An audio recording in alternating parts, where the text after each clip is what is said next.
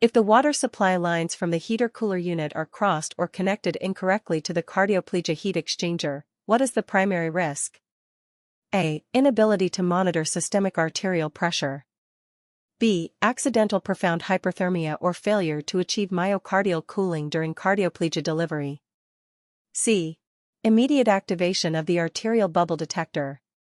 D. Rupture of the hollow fiber membrane oxygenator. Answer: B. Accidental profound hyperthermia or failure to achieve myocardial cooling during cardioplegia delivery.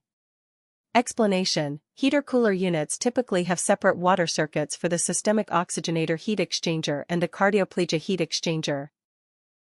Crossing these lines can result in delivering hot water when ice-cold water is needed to achieve hypothermic myocardial arrest, potentially causing warm ischemic damage to the heart.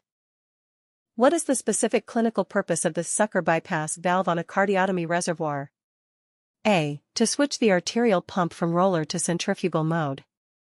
B. To redirect field suckers directly into the cell saver instead of the main CPB reservoir during periods of heavy contamination.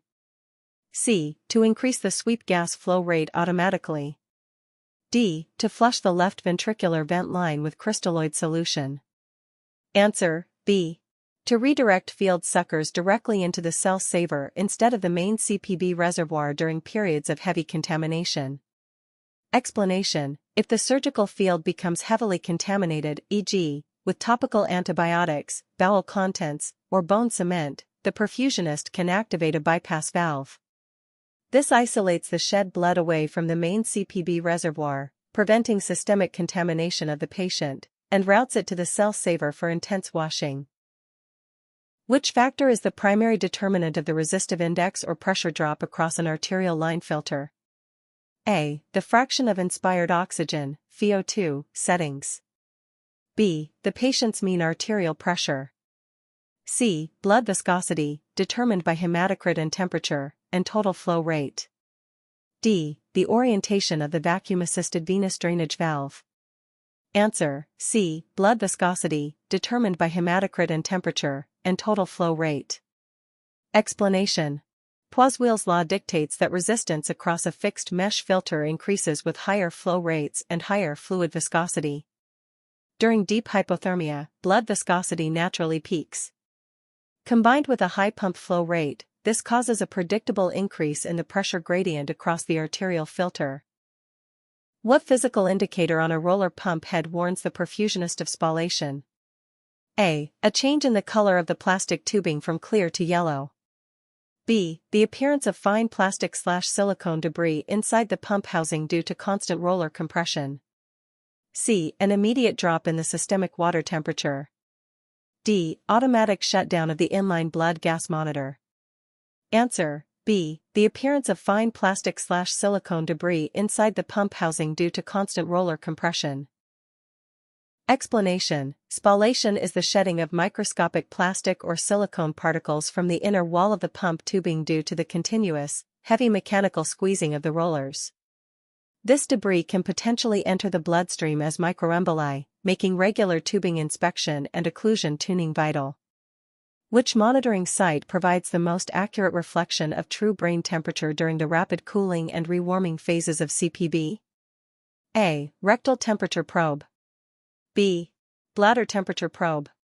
C. Nasopharyngeal or tympanic membrane temperature probe.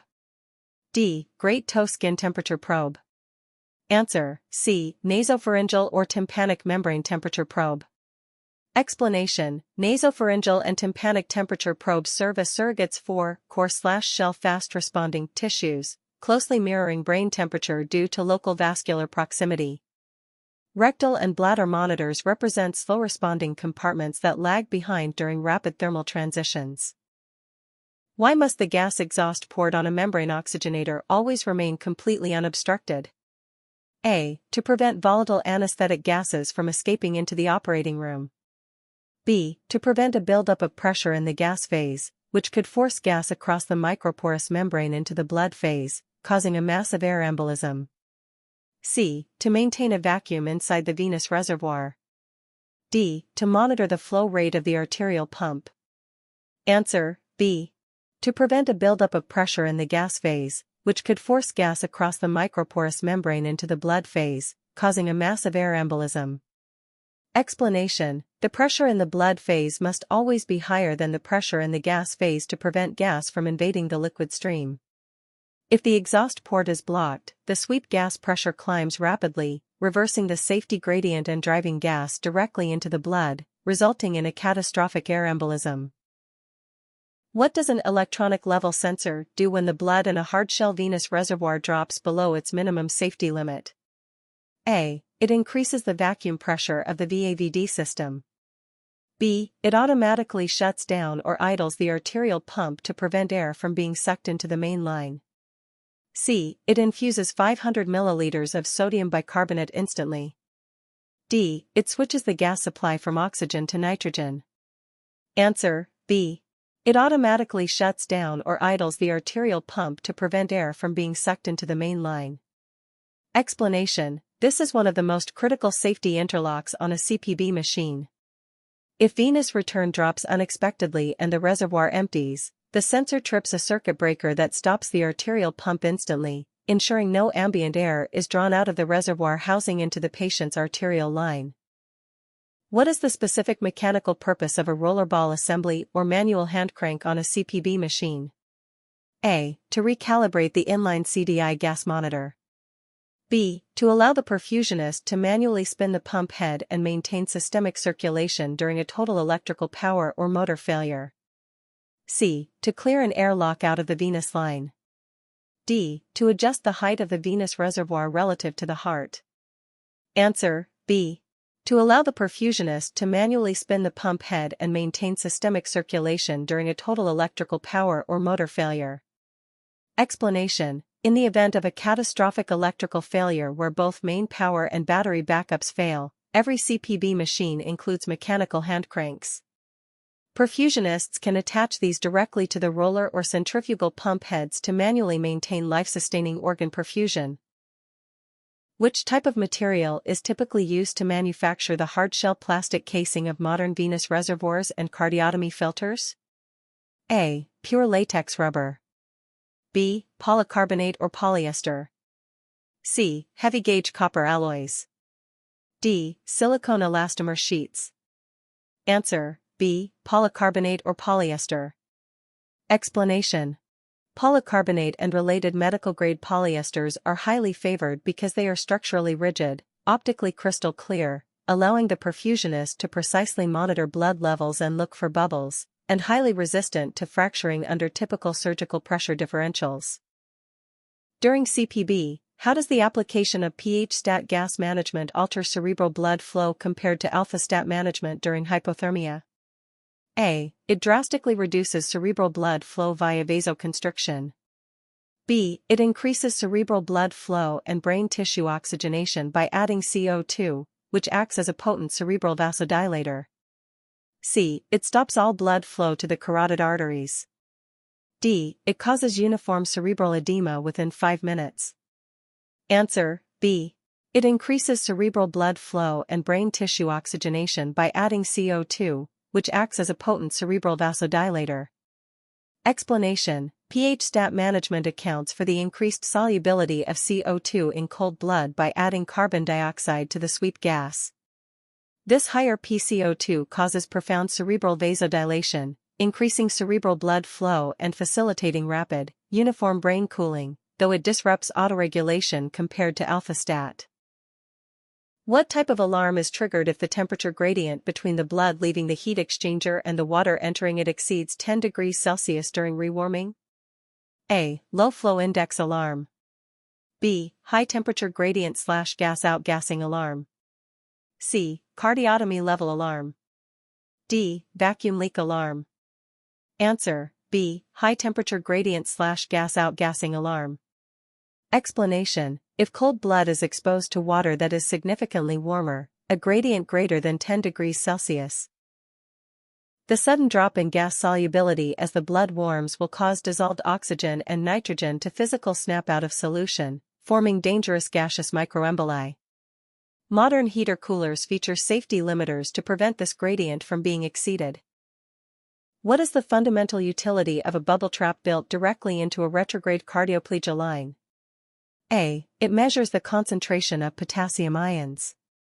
B. It physically captures and vents any small air bubbles before the cardioplegia solution is pumped backward into the coronary sinus.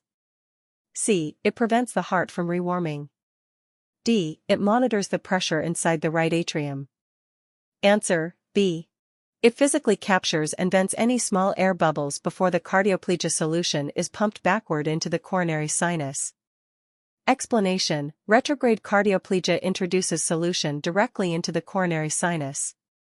Because air emboli in the coronary circulation can lead to severe myocardial stunning or localized infarction, a dedicated small-scale bubble trap is positioned right before the delivery cannula as an absolute firewall. Which parameter monitored on the CPB panel tracks the total volume of fluid pulled out of the patient across the hemoconcentrator? A. Sweep gas flow rate. B. Ultrafiltration rate/total ultrafiltrate volume, ml. C. Venous saturation, SpBO2. D. Pre-bypass priming volume. Answer: B. Ultrafiltration rate/total ultrafiltrate volume, ml. Explanation: the fluid extracted by a hemoconcentrator passes into a calibrated waste container. Perfusionists track both the real-time ultrafiltration rate, ml/min, and the cumulative fluid removed, ml, to calculate fluid balances and guide targeted hemoconcentration. What is the danger of having an under-occluded roller pump serving as the primary left ventricular vent pump? A. It will split the tubing open instantly. B. Systemic arterial pressure will spike to unsafe levels. C. Downstream pressure can cause a retrograde flow of blood or air back into the left ventricle when the pump is stationary. D. The oxygenator will lose its ability to clear carbon dioxide. Answer: C. Downstream pressure can cause a retrograde flow of blood or air back into the left ventricle when the pump is stationary. Explanation: roller pumps rely on perfect physical occlusion to act as a one-way physical block. If an LV vent pump is under-occluded, it fails to completely clamp the internal lumen. When the pump stops, pressure gradients can push fluid or air backward through the gap straight into the left heart, threatening a systemic air embolus. Which device is used to measure the structural integrity and electrical safety pathways of a heater-cooler unit before it is approved for clinical use? A. Transonic flow monitor. B. Biomedical electrical leakage analyzer. C. Near-infrared spectroscope. D. Activated clotting time tester. Answer: B. Biomedical electrical leakage analyzer. Explanation: because heater-cooler units bring large volumes of water into close structural proximity with high-voltage electric heating elements and pumping systems, they undergo strict biomedical screening. An electrical leakage analyzer ensures that straight current pathways remain safely below thresholds that could cause microshocks to the patient or staff.